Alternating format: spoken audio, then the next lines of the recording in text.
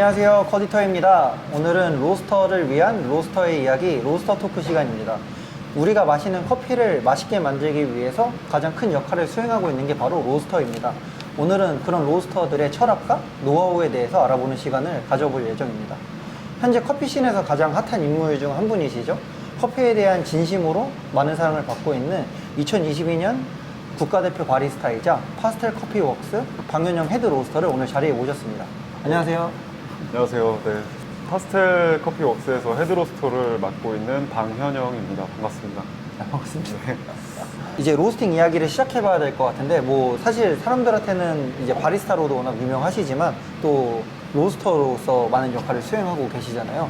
혹시 로스팅을 시작하게 된 계기가 어떻게 되시나요? 원래 제가 이제 바리스타로 일을 시작해가지고 한 6년 정도 근무를 하다가 네. 계속 바리스타로 하나의 원두를 가지고 사용하다 보니까 원재료에 대해서 좀 궁금해지더라고요. 마침 제가 좋아하는 매장이었던 빔 프로젝트에서 또 로스터를 구한다고 해서 바리스타한테는 원재료인 이 원두가 어떻게 만들어지고 또 어떻게 만들 수 있는 건지 한번 알아보고 싶어서 그때 이제 지원을 하게 됐습니다. 지금은 이제 파스텔 커피 웍스지만 당시에는 이제 빔 프로젝트였던. 아, 그죠. 네, 지금 현재 매장에 대해서 말씀을 해주셨습니다. 그러면 로스터는 다들 개인적인 철학이라든지 뭐 추구하시는 바가 되게 뚜렷하셨던 것 같아요. 혹시 그러면 로스터님께서 가지고 계신 약간 로스터로서의 가치관이 있으신가요? 그냥 제가 만든 제품이 어떤 소비자가 소비하는 그런 단순한 것이 아닌 그 커피 안에 만들어진 커피가 그냥 저를 보여준다고 생각해요. 내가 세상에다 나 자신을 표현할 수 있는 유일한 수단이자 매개체라고 생각합니다. 어떻게 보면 로스팅이라는 과정을 통해서 단순히 이제 원두만 제공하는 것이 아니라 거기에 이제 로스터님의 철학이라든지 생각을 담아내서 사람들한테 이제 보여주는 그쵸. 그런 모습일 수 있다는 것 같아요. 로스팅을 처음 하시는 분들이 가장 고민하시는 게 어떻게 공부를 하고 실력을 늘릴지 고민이 많으신 것 같아요. 혹시 로스터님은 처음에 이런 걸 어떻게 좀 하셨나요? 저 같은 경우도 누가 알려주는 사람이 없었기 때문에 하나하나 직접 느껴볼 수밖에 없었거든요. 그러니까 제일 처음에 간단하게 샘플 로스터기부터 시작해서 내가 선택해야 되는 요소들이 있잖아요. 네. 예를 들면 샘플 로스터기에 투입을 하기 전에 우리는 생두 양을 결정해야 되고 투입 온도를 결정해야 되고 그리고 화력을 결정해야 되고 그리고 언제 배출할지를 결정해야 돼요. 이렇게 우리가 네 가지를 당연시하고 있지만 선택해야 되는 그런 필수 항목들이 있단 말이에요. 이것들을 왜 거기서 어떤 수치를 정하게 됐는지 그 이유를 본인 스스로 찾아내야 되거든요. 모든 것들을 다 하나하나씩 해봤던 것 같아요. 내가 왜 이 투입 온도를 이 온도로 했는지, 내가 왜 진행 열량을 이만큼을 줬는지, 내가 왜 이 온도에서 배출을 하는지 그 이유들을 하나하나씩 이제 대조군과 비교군을 만들어서 센서리로 계속 그것을 느낄 수 있도록 좀 훈련을 자연스럽게 했던 것 같아요. 그리고 지금 로스팅을 하고 싶다, 이걸 배우고 싶다라고 생각하시는 분들한테 제가 해줄 수 있는 얘기도 일단 하는 수밖에 없어요. 자기가 로스팅을 많이 해보고 그 안에서 어떤 수치적인 부분들에 대해 그 이유를 센서리로 감지하지 못하면은 그거는 이제 로스팅을 했다고 할 수 없기 때문에 프로파일을 짜는 게 진짜 로스팅을 하는 거기 때문에 그 수치들을 왜 정했는지, 어떻게 정하는지, 왜 이게 아닌지에 대해서 끊임없이 테스팅을 하고 그것을 센서리로 느낄 수 있도록 훈련을 하는 수밖에 없습니다. 기본적인 센서리의 능력이 좀 갖춰지는 게 중요할 수도 있겠네요. 그렇죠. 저희 업계는 로스터든 바리스타든 이 미각적인 부분을 충족시켜 주려고 만들어낸 직업이에요. 그리고 그 근본에는 센서리적인 능력이 항상 가장 중요합니다. 일단 무조건 해보면 좋을 것 같다라는 게 어떻게 보면 뭐 그게 꼭 로스터기 머신이 아니더라도 뭐 수망이라든지 그런 모든 걸 다 포함을 하신 걸까요? 그렇죠. 근데 모든 실험은 사실 대조군과 비교군이 있어요. 막연하게 A랑 B랑을 나눠서 그거를 했을 때 두 개가 차이가 난다고 해서 이게 왜 차이가 나는지, 어떤 부분 때문에 차이가 나는지 우리는 알 수가 없잖아요. 네. 그거를 알기 위해서 모든 실험은 기준점을 만들어 놓고 거기서 한 가지 변환을 시켜서 그 변환된 요소가 실험군한테 어떤 영향을 주는지를 느껴야 되는 거잖아요. 네. 그렇기 때문에 수망도 해보면 물론 좋지만 이런 전문적인 일을 하기 위해서는 그래도 최소한 어떤 수치가 좀 나와 있는 걸 하는 게 아무래도 좀 더 그런 실험을 하기에 네. 좋지 않을까 하는 생각을 합니다. 그럼 실력을 늘리기 위한 이제 작업 중에는 기준점이 필요한 그렇죠. 거고, 그리고 거기서 이제 여러 가지 변수를 주는 게 아니라 이제 한 가지 변수들을 차근차근 이제 테스트 해본다는 말씀이시죠? 그 변수가 센서리적으로 어떤 느낌을 주는지를 알아야 돼요. 그것보다 높으면 왜 안 되고, 그것보다 낮으면 왜 안 되고, 더 길면 왜 안 되고, 짧으면 왜 안 되는지에 대해서 자기가 알고 있어야 돼요. 그래야지 커핑을 통해서 이 머신이 어떤지를 파악하고 곧바로 내가 수치적 변화를 줄 수 있는 거죠. 로스터님은 로스팅을 할 때 중요하게 생각하는 부분이 있나요? 근데 이 질문에 대해서도 좀 생각을 해봤는데 개인적으로 어떤 구간에서 뭐 중요하다 이런 건 없지만 한 가지 좀 말씀드리고 싶은 거는 크랙이 생두가 터지는 시작점이다 라고 생각한다면 그거는 어떤 현상적인 부분으로 생각할 수 있겠고, 만약에 크랙을 생두가 열에 의해서 본격적으로 영향을 받기 시작하는 시점이다 라고 생각한다면 꼭 그 소리가 나지 않는 그 전에부터 이미 크랙이 진행됐다고도 생각해 볼 수 있다는 점을 좀 생각해 보시면 또 하나의 단맛을 단단하게 만드는 생각의 전환이 되지 않을까 싶습니다. 로스팅 과정에 이제 어찌됐건 여러 구간이 있다고도 많이 얘기를 하시잖아요. 그러면은 이 부분에서 그래도 가장 중요하게 생각하시는 구간도 있으신가요? 그래도 디벨롭먼트 구간이 제일 중요하지 않을까. 왜냐면은 사실 그 안에서 변화가 정말 빠르거든요. 디벨롭먼트 구간은 1초 1초가 정말 변화하는 구간인데 이 구간이 중요한 거는 어떤 배출점과 굉장히 연관이 있기 때문이에요. 내가 어떤 생두를 가지고 얘를 어디에다가 배출시킬 건지 생각해 본다면 우리는 무수히 많은 선택지가 있잖아요. 그 안에서 굉장히 많은 맛적인 변화들을 느낄 수가 있어요, 실제로. 그래서 저는 디벨롭먼트 구간을 정말 주의 깊게 관찰하시는 게 좋지 않을까. 원두가 지금 본격적으로 열에 의해서 반응하기 시작하면은 매 초가 얘가 달라져요. 얘가 달라지는 모습을 우리가 알고 있어야 돼요. 어떻게 변해가는지. 그래야지만 얘가 어디서부터 어디까지 변하고 어떤 재료가 있을 때 어떻게 만들어주고 이런 선택을 할 수 있게 되는 거예요. 그래서 그 본질적인 부분이 굉장히 변화가 급변하는 이 디벨롭먼트 구간 때 주의 깊게 보면 좋을 것 같아요. 변해가는 과정을 확인하기 위한 방법은 어떤 게 있을까요? 되게 좋은 게 샘플러죠. 이제 그 샘플러로 저는 굉장히 많이 그거를 확인을 하고, 만약에 샘플러 스톡이밖에 없다 그러면은 이제 가운데 구멍이 뚫린 구조가 굉장히 많을 거예요. 그래서 그거는 이제 뭐 스푼을, 커핑 스푼 같은 걸 사용해서 계속 그 상태를 확인하면 좋거든요. 생두를 접했을 때 프로파일 설계는 어떻게 하시나요? 일단은 저는 제가 사용하는 로스터기에 적정 배치 용량을 잡아놔요. 그 적정 배치 용량에 따라 투입 온도를 결정하고요. 그 다음에는 이 배출점을 잡기 위해서 얘가 로스팅하고 첫 배치를 일단 원두의 상태를 확인해서 배출을 시켜요. 그거를 커핑을 통해서 이 배출 온도가 맞는지를 확인하고, 그 다음에 또 하나 결정해야 될 게, 이거는 무조건 커피를 배출해서 먹어봐야만 알 수 있는 건데, 진행 연량이에요. 이 콩이 얼마만큼의 진행 연량이 필요한지는 사실 가늠할 수가 없어요. 나와서 커핑을 해봐야만 알 수 있는 거거든요. 그래서 이제 그 첫 배치에서 배출 온도 혹은 배출 포인트 결정을 하고, 그거를 커핑을 통해 그 배출 포인트가 적정한지를 확인하고, 거기 안에서 나오는 맛의 흐름에 따라서 내가 열량을 좀 더 줘야겠다, 좀 덜 줘야겠다를 판단해서 일단 프로파일을 시켜 놓는 거죠.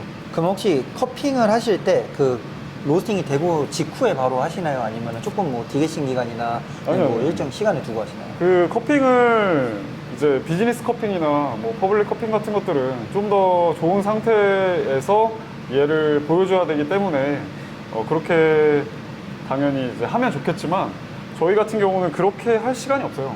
네. 진짜 바로바로 커핑을 해야 되고, 그걸 감안해서 맛을 볼 줄도 알아야 돼요. 자기가 지금 배출한 커피가 조금이라도 다르게 나온다면 그게 이상한지 확인을 일단 해야 되고, 이상하지 않더라도 그 차이가 무엇을 만드는지 계속 자기 학습을 해야 되거든요. 그렇기 때문에 로스터들은 거의 하루에 10컵에서 20컵은 무조건 커핑을 해야 한단 말이죠. 이 에이징이 좀 덜 되고에 대한 부분은 감안을 해서 이걸 결정할 수 있습니다. 그것도 마찬가지로 센서리예요. 센서리적으로 이 부분은 에이징에 의한 거기 때문에 배제하고 그 나머지 부분을 보겠다라는 판단. 이것도 결국은 센서리. 저는 이제 로스팅을 하고 나서의 어느 정도 감안할 수 있는 센서리 실력이 확실히 중요하겠네요. 무조건 센서리. 네. 로스팅에 있어서 예열 과정이 상당히 중요하잖아요. 그러면 예열은 얼마나 해야 하고 시작할지에 대한 판단은 어떻게 하시나요? 일단 저 같은 경우는 그 해당 로스터기에 제한된 온도가 있어요. 거기랑 최대한 근사치까지 열을 서서히 올려가면서 올려주고, 사실 그 다음부터는 제가 투입해야 되는 온도 한 2, 3도 밑에까지 내린 다음에 바로 집어넣어요. 이거는 좀 로스터기 드럼에 따라 다를 수도 있어요. 로스터기 드럼이 좀 더 열 보존이 되는 애라면 첫 번째랑 그 이후의 배치랑 크게 다르지 않게 얘를 배출시킬 수 있을 수도 있고, 근데 만약에 그렇지 못한 대부분의 뭐 로스터기라면 결과물이 크게 첫 번째 배치는 달라지지 않더라고요. 로스터에게 첫 배치라는 게 많은 얘기거리가 나오게 만드는 그런 이슈인데, 이걸 드럼 안정화라고 저희는 부르는데, 그 배치가 똑같이 나오게 하기 위해서 그 드럼을 그 온도를 내려줄 때 특정 온도를 만들어 놔요. 그래서 예를 들면은 제가 아까 2, 3도라고 말씀드렸지만 사실 그거보다는 저희가 보지 못하는 열이 하나가 더 있어요. 말하자면 주물의 열이 있거든요. 사실 이 부분은 센서가 없기 때문에 사실 그 안에 그 온도계로 짐작을 할 수 있는 거지, 사실 이 주물이 얼마만큼의 지금 열을 머금고 있는지는 전혀 알 수가 없는 상태잖아요. 그래서 자기는 똑같이 투입 온도에 집어넣고 똑같은 열량을 줬는데도 똑같은 온도에 갔을 때 훨씬 더 긴 시간이 나오는 경우가 종종 있을 거예요. 길거나 혹은 짧거나. 그게 바로 이제 우리가 보지 못하는 그 주물의 열 때문인데, 이 주물열을 좀 컨트롤하기 위해서 그 배치 중간 혹은 첫 배치 전에 특정 온도를 만들어 놓으려고 하는 것 같아요. 계속해서 어떻게 보면 강조하셨던 이제 센서리적인 부분의 질문일 것 같은데요. 로스팅 후 퀄리티 컨트롤은 어떻게 하시나요?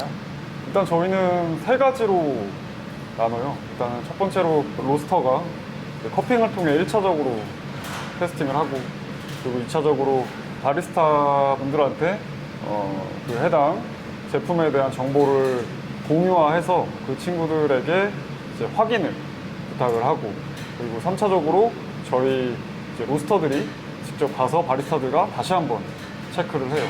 그 다음에 이제 네 번째로는 고객이 혹여나 불만 사항이 접수가 되면 그거에 대해서 지금 했던 그 체킹을 다시 한번 반복하는 식으로 퀄리티 컨트롤을 하고 있습니다. 가장 중요한 것 중 하나일 텐데요. 이제 원재료인 생두를 고르는 기준에 대한 좀 얘기를 해주실 수 있으실까요? 재료를 고르는 거잖아요. 그러면은 제일 먼저 생각해야 될 게 목적이 있어야 된다고 생각해요. 이거를 싱글 오리진으로 팔 거다. 싱글 오리진이 어떤 커피지?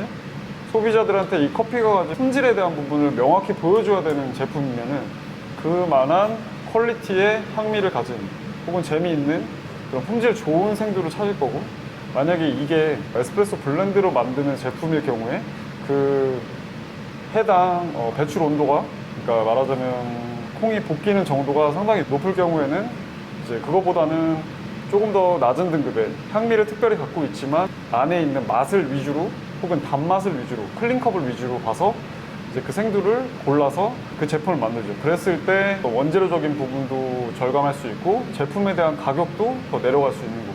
혹시 로스팅을 하시면서 가장 어려울 땐 또 언제인가요? 사실 로스터로서 항상 이게 맞나? 이게 최선인가? 라는 부분이, 그러니까 오늘 이게 맞는데 내일 이게 틀려요. 그게 연속되는 삶인 것 같아요. 너무 매너리즘에 빠져 있어서 자기가 늘 느껴왔던 자극에도 그냥 묻어내지는 거예요. 그러다가 누군가가 이거 조금 이래 라고 했을 때 그 안 느껴졌던 게 갑자기 느껴지는 경우가 굉장히 많아요. 그렇기 때문에 항상 좀 자기 객관화를 하기 위한 노력들을 굉장히 많이 하는데, 그 자기 객관화라는 게 결국 자기 의심이고, 그리고 그 객관화라는 걸 했을 때 남한테 또 안 좋은 소리를 들어야 또 발전을 할 수 있는 거잖아요. 그 안에서 또 마인드 컨트롤도 해야 되고, 그 문제를 해결하기 위해서 또 많은 테스트를 해야 되거든요. 지금 현 상태에서 나는 최선을 다하고 있지만 이게 정말 최선인가?에 대한 그 끊임없는 질문이 좀 가장 재밌기도 하고 또 항상 가장 힘들게 만드는 그 질문이기도 하지 않나 싶습니다. 어떻게 보면 지난번에 황동환 로스터님께서 말씀하셨던 것도 좀 생각이 나네요. 황동환 로스터님도 약간 끊임없이 이제 자기를 의심을 하신다고 하셨고, 남이 하는 평가에 익숙해지고 거기서 개선점을 찾아야 된다라고 얘기를 하셨었는데, 이 영역에서 잘하시는 분들이 약간 공통적으로 그런 부분에 대한 생각을 갖고 계신 것 같습니다. 이제 국가대표 바리스타로도 워낙 유명하시잖아요. 지금은 이제 저희가 파스텔 커피 웍스의 헤드 로스터로서 인터뷰를 왔지만, 2020년 국가대표 이제 KMBC 우승 외에도 사실 다양한 대회에서 좋은 성적을 거두신 걸로 알고 있어요. 로스터의 경험이 대회를 준비하는 데서 혹시 도움이 되셨나요? 아, 그럼요. 이거는 저도 조금 놀란 건데, 저는 이제 로스터랑 바리스타가 나눠져 있지, 그게 다른 어떤 벽 같은 게 있다고 생각하지 않았어요. 예를 들면은 내가 사용하는 원재료잖아요. 이거를 에스프레소로 내렸을 때 나오는 그런 품질에 대해서 바리스타는 그 재료가 가지고 있는 표현할 수 있는 거에서 최대한 긍정적이라는 부분이 있지만, 그렇다고 이 원재료의 한계를 넘어갈 수는 없다고 봐요. 그렇기 때문에 바리스타를 하다가 많은 사람들이 이 원재료적인 부분을 만드는 로스터에 관심을 갖게 되는 게 당연하고, 그러면 이 원재료 안에서 들어갔을 때 우리 로스터들도 생도의 한계를 뛰어넘을 수가 없어요. 다 재료에 대한 한계치를 가지고 있는 거거든요. 그렇기 때문에 그 농장부터 로스터 그리고 바리스타까지 굉장히 가는 하나의 실이 연결되어 있다고 점점 느끼거든요. 뭐 하나도 조금이라도 틀어지면은 그 마지막에 에스프레소라는 한 잔이 정말 크게 달라질 수가 있어요. 뭐 와인이나 맥주나 어떤 다른 그런 기호식품이랑 다르게 이제 커피라는 부분은 로스터라는 중간 2차 가공자가 있단 말이에요. 1차 가공자라는 농부가 2차 가공자한테 주고, 그리고 마지막에 엔드 유저가 그 바리스타인데, 이렇기 때문에 저희는 하나의 같은 콩을 가지고도 전 세계에서 전부 다 다르게 즐길 수가 있어요. 이 하나의 부분 때문에. 근데 되게 재밌는 건 2차 가공자 로스터와 농부 사이에서의 교류는 생각보다 꽤 많아요. 저희가 생두를 사면서 생두에 대한 정보를 묻기도 하고, 혹은 이쪽에다 요청을 하기도 하고, 근데 생각보다 잘 안 되고 있다고 느끼는 거는 로스터와 바리스타 사이. 어쩌면 훨씬 더 물리적으로 가까운 거리에 있음에도 불구하고 서로가 서로의 영역을 마치 침범한다는 듯한 그런 조심성이 있어가지고, 사실은 이제 같은 하나의 일을 하고 있는 거고 되게 원활한 교류가 필요하지 않을까 생각합니다. 계속 강조 주신 약간 그 원활한 교류라는 거를 혹시 파스텔 커피 웍스에서는 그러면 어떤 식으로 좀 하고 계신가요? 프로파일 커핑이라는 거를 하거든요. 저희 같은 경우에 뭐 커핑의 종류가 제가 생각하기로는 3가지가 있는데, 하나는 프로덕트 커핑, 그러니까 내가 만들어낸 제품이 내가 의도한 맛이 나왔는가를 체크하는 커핑. 두 번째는 이제 향미 커핑이라고 해서 말하자면 비즈니스 커핑이죠. 이 커피가 어떤 향미를 가지고 있는가 내가 판단하는 커핑, 품질을 보는 거죠. 세 번째가 이제 프로파일 커핑인데, 내가 지금 가지고 있는 프로파일과 그거에서 하나를 달라지게 해서 이게 더 나아졌는가를 판단하는, 프로파일을 변경하려고 할 때 하는 프로파일 커핑을 하는데, 이 프로파일 커핑으로 인해서 하나의 수치만 달라져도 무조건 바리스타들한테 공유시켜요. 새로운 제품이 나와도 무조건 공유. 그리고 그 공유된 게시물에 댓글로 이제 바리스타 분들이 언제든 편안하게 자유롭게 남겨달라고 요청을 하죠. 그것들을 보고 우리는 또 피드백을 받아서 다시 제품에 접목시키고 또 바리스타들한테 그 내용을 다시 전달하고, 그러니까 이 회전을 원활하게 되게끔 이제 하려고는 하고 있어요. 태완 프로스터랑 스트롱홀드를 사용하시는 걸로 알고 있는데, 각 로스터기의 장단점에 대해서 좀 설명해 주실 수 있으실까요? 스트롱홀드 같은 경우는 좀 편의성이 있는 것 같아요. 그러니까 서브머신으로 굉장히 편의성이 있는 게, 알아서 얘가 프로그램으로 투입 온도나 이런 거를 맞춰줘 놓고 있기 때문에 개인적으로 굉장히 편리하게 사용하고 있고, 로스팅 할 때 우리가 꼭 선택해야만 하는 그 요소에 대한 부분들이 굉장히 디테일하게 나눠져 있고 조절할 수 있게 해놔가지고, 그거에 대해서 테스트를 해볼 때도 굉장히 유용하게 쓰이는 것 같아요. 그래서 저희 같은 경우는 샘플 테스팅을 먼저 하고 제품 나가기 전에 스트롱홀드로 저희 프로파일을 접목시킨 로스팅을 해서 그걸로 노트를 짜고 다시 이제 생산에 들어가거든요. 이제 큰 로스팅기로. 그런 면에 있어서 이제 소형 로스터기다 보니까 굉장히 편리한 점이 있는 것 같아요. 여러 가지로 다양하게 쓸 수 있다. 태완 같은 경우는 THCR 06이랑 12랑 60 이렇게 있는데 06이랑 12 같은 경우는 뭐 개인적으로 생각하는 거지만 전도의 비중이 좀 높은 편인 것 같아요. 근데 이게 굉장히 좋은 점이 뭐냐면 단맛을 잘만 표현해내면 굉장히 이렇게 진득한 느낌의 단맛을 표현해낼 수 있어요. 누구나 좋아할 수 있을 만한 그런 단맛을 만들어내 준다는 게 굉장히 좋고요. 이제 60kg부터는 좀 열풍 퍼센테이지가 늘어나면서 어떤 배치 간의 차이가 좀 적어진다? 그런 부분에서 좀 작은 용량보다 더 편리하게 이제 생산을 할 수 있는 것 같습니다. 비중이 많이 늘다 보면은 단맛이 좀 더 라이트하고 깔끔하게 나는 부분도 하나의 또 장점이 될 수 있을 것 같아요.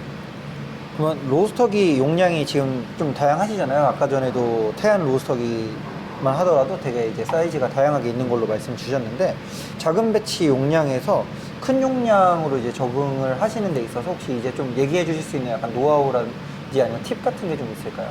이 부분에서는 조금 제가 어떻게 말씀드릴 수가 없는 게 스트롱홀드도 있고 나머지 저희 로스터기도 3개가 있지만 모든 프로파일의 개념이 똑같아요.